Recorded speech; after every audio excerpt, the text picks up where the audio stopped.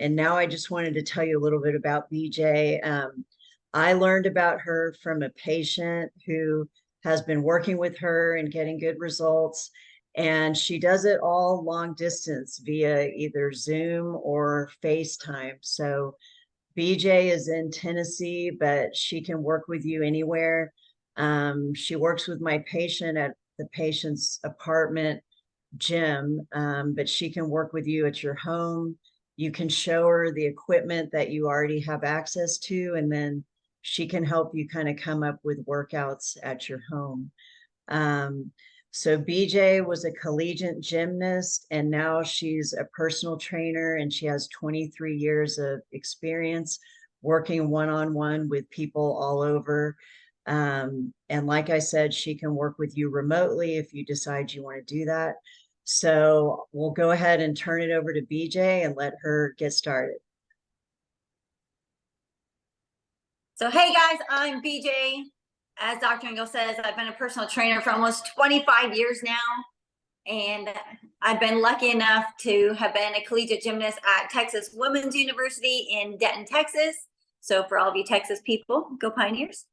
I've also been lucky enough to be a professional figure competitor and on a bunch of different shows from MTV Made to other things. And I've been really, really blessed to work with people from really young to really old and everywhere in between. So tonight we're going to really talk about the importance of strength training, especially as we kind of go through those perimenopause, menopause, and even afterwards as we keep on getting older. So if we look at it, starting at the age of 30, we start to lose the muscle mass that we have, which seems really, really young because we think 30, we're young. We should be in the prime of our life without having to think about already getting older. But the truth is sarcopenia starts as young, as in some people 25, but most people in their early 30s and then on through their 40s, 50s, 60s and beyond. So let's look at what sarcopenia is. It's really the involuntary loss of skeletal muscle mass. That means our bodies just naturally do it, which it's not fair. You would think we would be able to control that, and we can. So that's where our strength training comes in. But first off, we really want to look at some of the symptoms of what sarcopenia is. So as we age, sometimes we don't always think about some of those symptoms. We just think, oh, we're getting older, that's normal, without thinking, there might be something that's actually happening internally. So just things of the loss of stamina, like, oh, that's because I'm getting older. That's no big deal. Or difficulty starting to do just daily activities. Your pace of walking starts to slow down and decrease. You start to have troubles climbing the stairs. Balance issues. And decrease in muscle size. All these things we just think are normal. But that is our body's internal working already going after our muscle mass. So what we really want to think, the more muscle mass that we can keep on throughout our life, the more muscle mass that we can put on, the more that we can help decrease those symptoms. The more muscle mass that we have, the more internal calorie burn we have. And I know that kind of freaks people out, like, oh, muscle mass, I don't want to get big and huge and everything. But you have to think, the more muscle mass we have, the more protected our body is. Especially, like I said, with that balance issue, the more that we start to have those balance issues and we start to fall, then we start to kind of have those injuries of a broken wrist, a broken ankle, a broken hip. And I'm sure you guys have all seen somebody who has fallen, all of a sudden their activity level starts to go down. And then their mobility starts to go down. And then you really kind of see the snowball effect of our body starting to age at a rapid pace. So the more muscle mass that we can keep on our body, the more protected our body is going to be. So let's think of it this way. Our body starts to lose bone mass, especially as we age. So let's think of it this way. We're building a house. And if you try to build a house with 1x3s instead of 2x4s, and you only use a half amount, what's eventually going to happen to that body? It's that, I should say, what's going to start to happen to that house. It's going to slowly start to break down. It's going to slowly start to get a little bit weaker, a little bit weaker, a little bit weaker. It's the same thing with our body. As we age, if we don't keep that muscle mass on, our body starts to break down a little bit more, a little bit more, and a little bit more. So let's look at a couple different things. Like I said, starting at the age of 30, our body starts to lose between 5 to 7 pounds of lean body mass per decade. That's a big amount. I mean, think about that. Over that 5-decade time period, if we take that 5 to 7 pounds per decade, we multiply it by 5. In that 5-decade time span, we're losing between 25 pounds and 35 pounds of muscle. That's a lot. So the more that we can keep that on, and the more that we can build upon that during that time frame, the better off our body's going to be. Number 2, between the age of 30 to 80, we lose about 15% of our overall body, our overall muscle mass. Once again, if we look at that kind of 5-decade between 30 and 80, that 15%, it starts to climb. So all of a sudden, between 30 and 80, and now we add another couple years onto that, and a couple more years onto that, all of a sudden we're at like 50% of our muscle mass. That's a significant amount. Number 3, between the ages of 50 and 70, we see a 30% decrease in overall strength. Just in 2 decades, 20 years, a 30% decrease. That's 15% each decade. So let's go up one more. Let's go up 80. All of a sudden we go from 30% to 45%. Let's go up another. Let's go 90. All of a sudden we're up into what? Almost 60%. That's a crazy amount of strength loss every decade. So once again, this is where strength training and keeping up our muscle mass and keeping up our overall strength is really going to come into play. Let's go one more. As we age, starting at the age of 30, once again, our metabolic rate starts to decline by 5% each decade. I'm sure everyone has heard it. Oh, wait until you turn 40. Just wait. Your metabolism tanks. Oh, and then wait until you hit 50. Oh my.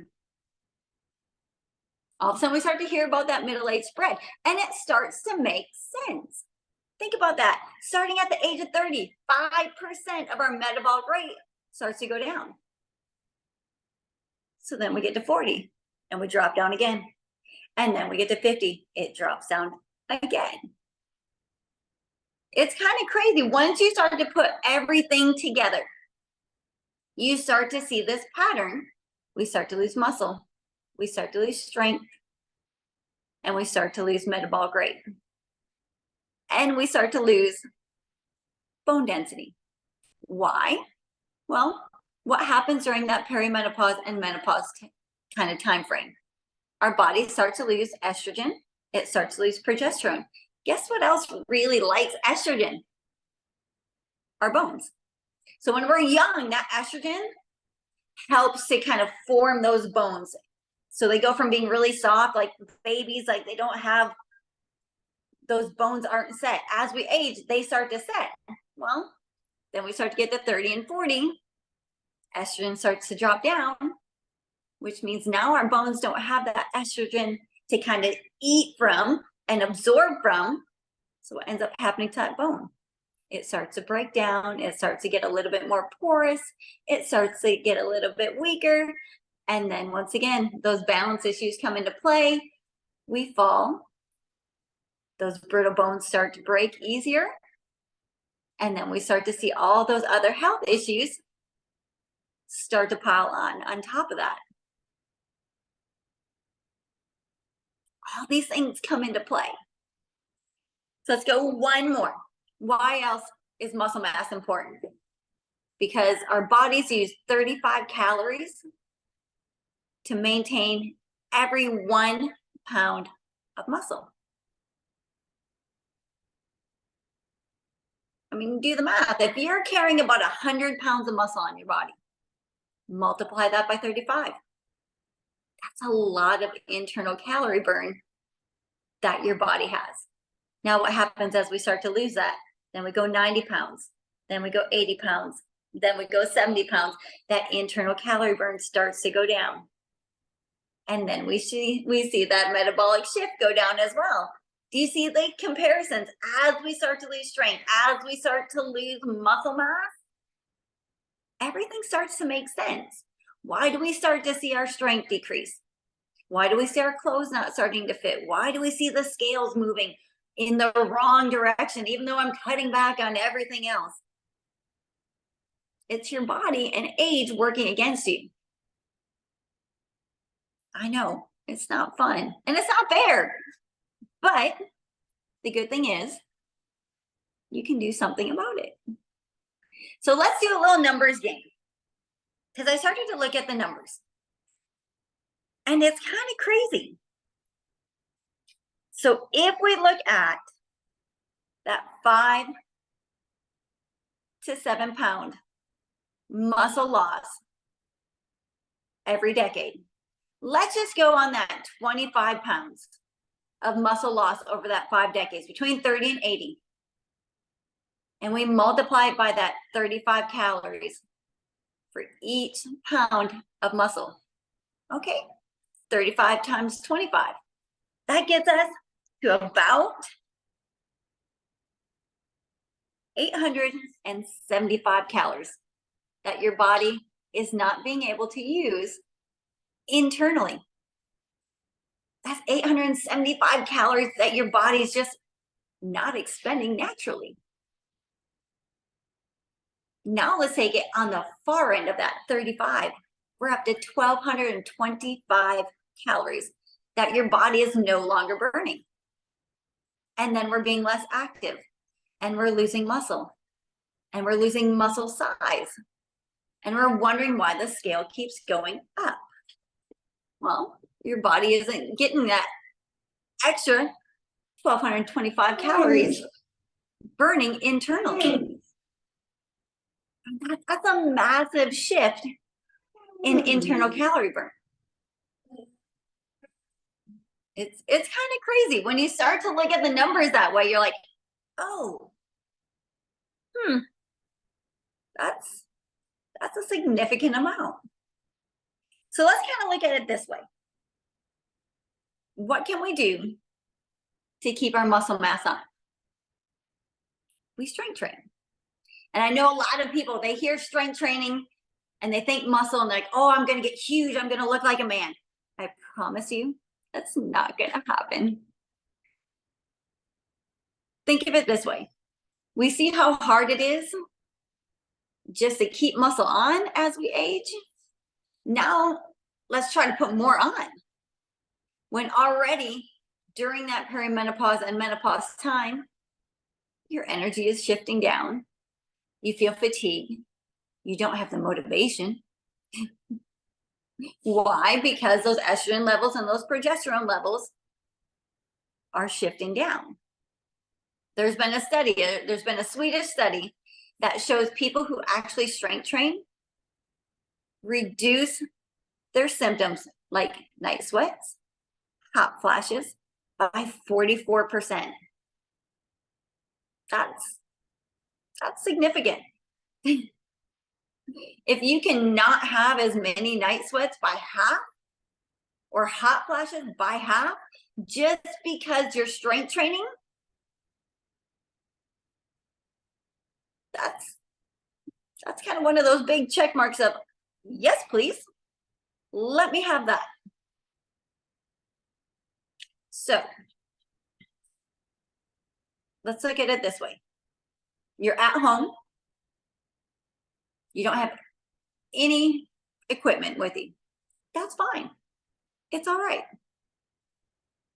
Maybe you have cans of soup. Maybe you have some light dumbbells. Awesome. I mean, there's always things around your house that you can use. Because I know it scares people to go into a gym and you're looking around and you're like, I'm just going to get on the treadmill and walk, which is great. Absolutely great. However, that's not going to strength train. It's going to work your heart muscle. Fantastic. But it's not going to keep us strong. So easy things that you can do. If you're in your chair, if you have a pillow, or maybe you have those cans of soup, guess what you can do? You can bring them up. Sit and stand. Sit and stand. With time, you can increase the weights. You can bring them up, curl and press. There's so many wonderful things that we can do just in the comforts of our own home. So I'm going to keep on. I'm going to keep on track because I have to keep looking at my notes or else I'll just keep going off on a tangent. So, all right. Let's talk a little bit about nutrition. Because I know a lot of people, as we age, we kind of fall for all the things that we see on social media. Cut your calories down really low, cut your carbs, cut sugar, cut this, cut that. So much stuff. Here's the biggest thing that we can really focus on as we age is protein. When we start to lose that estrogen and progesterone, it's harder for our body to take in that protein that we need. Why is protein important? Protein is the building blocks with the amino acids in it for muscle. If we're not getting in ample amount of protein, guess what? Once again, we're trying to build a house with half the amount of wood and half the amount of nails and hoping that it's going to work and hoping that it's not going to fall down. So we really have to make sure that we're getting in those really good amounts of lean protein. Not even just animal protein, plant proteins. Things like quinoa, lentils, black beans. Those are all really great sources of protein. People forget about that. Broccoli has protein in it. Yes, things like shrimp and salmon and chicken and turkey and ham and red meat and everything. But you can also get it from plant-based things as well. So I know you're saying, like, okay, how much protein do I need? Great question. So here's the thing. It can go anywhere between 0.8 all the way up to 1.5 grams of protein per kilogram of body weight. So how do we get that? We take our weight, divide it by 2.2, and that's going to give us the amount of grams. So let's say you're 110 pounds. Awesome. Divided by 2.2, that's 50 kilograms. Fantastic. What does that mean? For most people are like, great. I don't know what that means. So now let's take those numbers. 50 kilograms, multiply it by 0.8, multiply it by 1.5. And depending on where you are, I'll usually tell people start at about 1.0. So take that 50 times 1 and try to get in at least 50 grams there. For most people, it's going to be really low. So then take it up to that 1.5. And where does that get us? It gets us to about 75 grams. Let's look at 120 pounds. We take that 120, divide by 2.2, That's going to give us 54 grams. That's our starting point. Once again, multiply it, 54 times 1, 54 grams, take it all the way up to 1.5. That gets us up to about 82 grams. It's a really easy way just to get baseline. What I'll tell most people, especially perimenopause and menopause, try to at least get 90 to 100 grams of protein. It's harder than you think. A lot of people struggle with trying to get in that lean protein. So if you're going to track anything, don't worry about your carbs. Don't worry about your fat. Don't worry about too much. Don't worry about your calories. All I want you to track when you first start is where you're hitting your protein. Because once again, protein has that amino acids, which are the building blocks of muscle mass. If we can get that good lean protein in, great. If we're hitting that 90, 100, 110, 120, depending on where you are on the scale, fantastic. Then you can start to shift things around. Then you can start to look at your calories and you can start to look at your activity level. Don't get all kinds of, don't try to do everything all at once. If you try to track calories, protein, carbs, fat, blah, blah, blah, you will be so overwhelmed that you're gonna be like, nope, not doing it. I'm done. Because it seems so overwhelming. So here's the thing. If you want to know how many calories you should be taking in, take where you want to be goal weight wise and multiply it by 12. That's your baseline. That's kind of your baseline of where we're starting. And try to hit around that goal. And then you can go from there. But at first, all I want you to start to track your protein, because we need that protein to try to build that muscle, to try to keep that muscle. Because if we're losing that 5 to 7 pounds of muscle mass per decade, that means we're losing about 1 pound of muscle per year. Great. Now we have to try to put on 2 pounds of muscle just to get that one step ahead, because you know what's going to happen next year? We're going to lose another pound, but we want to try to keep up again. So it's this whole back and forth with our body of trying to be that one step ahead before it takes another step back. I know it seems crazy, but let's go over those good forms of protein again. Any type of shellfish, your red meats, your chicken, your turkey, your quinoa, your lentils, your black beans, tempeh, tofu, tuna, Greek yogurt, cottage cheese. If you like cottage cheese, great. I'm not. So I will usually go for the Greek yogurt. And that's the really great thing. There's so many different things that you guys can choose from to be able to make your life a little bit easier. You don't have to be totally restrictive, and you don't have to do all these really crazy things. We just want to really work on trying to keep as much muscle mass as we can as we age, so that we keep our metabolic rate up, so that we keep our strength up, so that we keep our balance up. Because I know everyone has seen it. I know y'all have your videos off right now, but who has seen like a grandparent or a parent or a great grandparent once they go into like a nursing home setting and they start to get a little bit more inactive? And then you really start to see them slow down. You really start to see them age at a really rapid pace.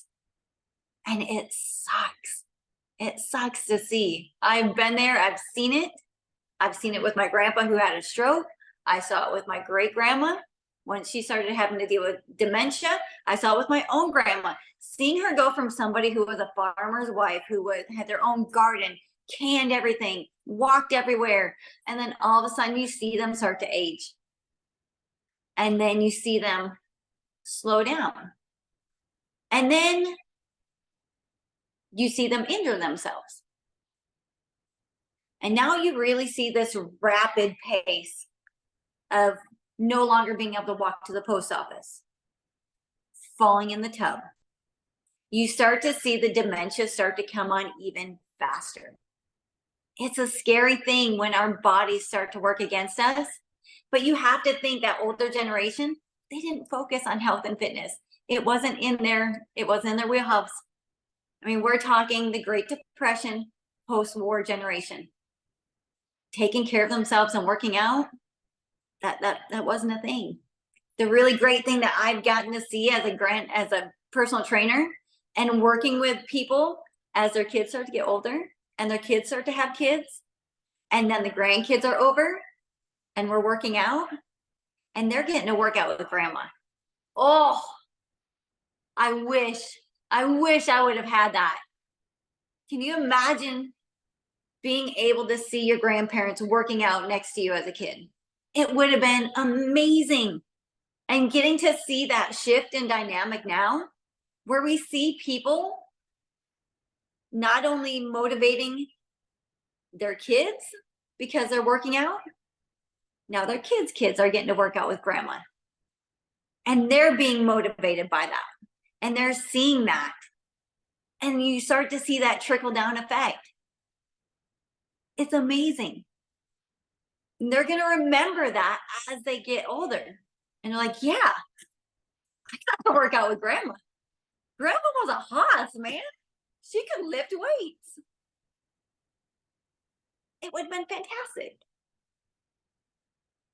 So that's what we really want to strive for. We want to be that older person that doesn't have to worry about not being able to get up out of a chair, not being able to walk to the mailbox, not being able to pick something up off the floor. I mean, that's one of the biggest things as a personal trainer, that people, as they start to get older, their goals change. It's not about being ripped. It's not about being this. They just want to be able to play with their grandkids on the floor and be able to get up and go run with them and play with them and be active with them and be in their lives. That's all we want as we age. So if we can stave off that muscle loss, just think how much easier it's going to be as we get older.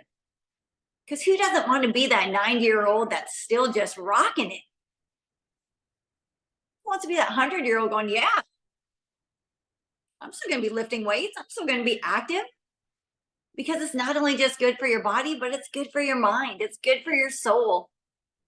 It really helps us from the inside out. It's not just, when we're young, it's all about vanity. It's about looking great in a bikini. It's looking good in our dress. Awesome, fantastic. As we age, we just want to be active. We want to be healthy. We want to be able to move. So you know what? If you're at home right now, I want you to go ahead. I want you to grab that chair. If you have a pillow, great. Grab your pillow. I'll grab a ball. Let's pretend it's my pillow. Guess what? For the next 30 seconds, we're just going to sit and stand. We're working our legs. We're working our quads, our hamstrings, our glutes. We're working our triceps, our shoulders, our upper back.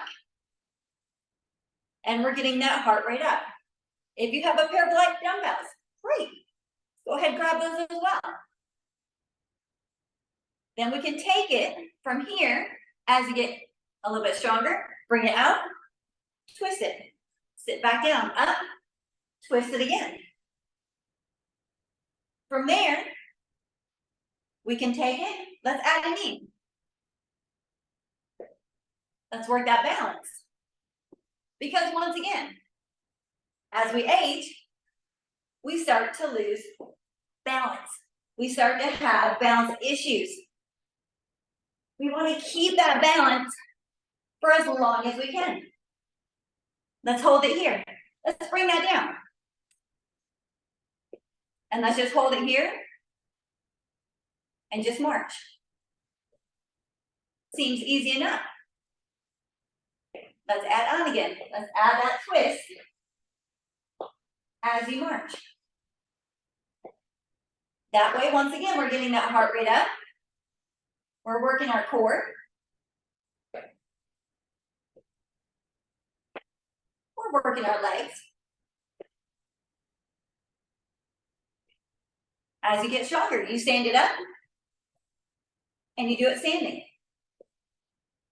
Then you can grab your dumbbells or your soup and you can march and you can press it out. So once again, we're working every body part from our legs to our balance, to our core, to our triceps, our shoulders. We can use those soup cans or your dumbbells. And we can do our bicep curls up and down. We can go out to the side, working our shoulders. We can bring them in front, working those shoulders. If you want to work that balance again, great. Bring that one foot up. Can you hold it here? And now, do those same front raises up and down. So we get two birds with one stone. We get that balance, and we get our upper body, and we get our core and all those stabilizers in our foot, our ankle, our knee, our hip, our core. We're holding that balance up and down. Fantastic. Let's work the back of the arms. Let's just take it, lean it over, bring those elbows in, and just kick them back. We have that good flat back. You can use, once again, even if you don't have any weight at all, press against that air, press against it. Pretend like you're paddling through really thick air with those arms. From there, bring it on down and row those arms up and down, keeping that flat back, squeezing those shoulder blades together, and working those posture muscles, all those muscles that help you keep us nice and upright. More advanced, you can always take that chair away and you can work that squat position. We're picking something up off the floor, pick it up. We're reaching down, picking something off the floor. It seems like things that are really, really simple, but as we age, as we lose that muscle mass, guess what? And we start to lose that mobility, it starts to look like this, doesn't it? Everyone has seen it, like, oh my God. Huh. And they get stuck down there. So many easy ways at home that you don't need all the equipment. You don't need all these heavy weights, but you do have to think you can't keep using this same weight year after year after year. You do have to increase the weight that you use because our body gets used to it. You know what the really great thing about the body is? It adapts really quickly. I know what the really bad thing about the body is? It adapts really quickly. Yeah. So if you use 5 pounds all the time, guess what? After a while, your body kind of goes into autopilot and it already knows what you're going to do. So it's like, I don't have to work as hard. Guess what? You may have to go up to 8 pounds and eventually maybe up to 10 pounds. It's just slowly starting to gradually do that progressive resistance training. So you don't always want to make sure that we're staying within this small little range. You do have to push a little bit of weight. It doesn't have to be crazy weight. You don't have to do lots of jumping around and all this stuff. No, don't worry about that. We just really want to make sure working every body part. So think about that. Start with your legs, then go to your back. You can still use your chair. Yes, we did our triceps, but guess what? You can use that chair. You can bring it back, and you can do your push-ups on your chair. If that's too hard, you go down to your knees, and you do your push-ups on the chair until you can work out. You may just hold this position. This may be where you start. Then you can do your rows. Then you can do your arms, your shoulders, and then you can do those marching core muscle core exercises. Easy. Start 2 times with that. Then go ahead, try it 3 times. And then you can start to progress up from there, changing your exercises. Maybe instead of a sit to stand, you go to your squats. From squats, you might go to lunges. From lunges, you might go to bridges with the feet on the chair and lifting your hips up and down. There's so many options out there. And that's a great thing. So don't be afraid of lifting your weights, because we have to keep that muscle mass on. So I hope you guys have enjoyed this. If you guys have any questions, if you have any comments, let's go through them. Let's see where we're at.